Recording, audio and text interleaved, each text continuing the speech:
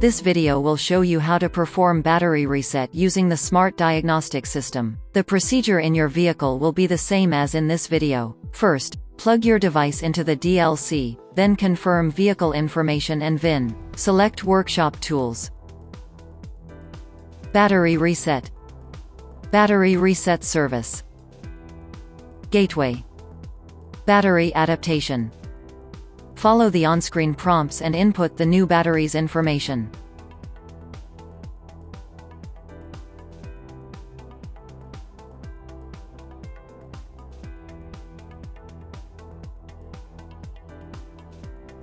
New values have been written to ECU.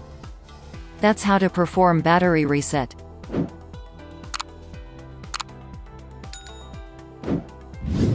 For more information, please visit us at innova.com. Find the problem, fix the problem.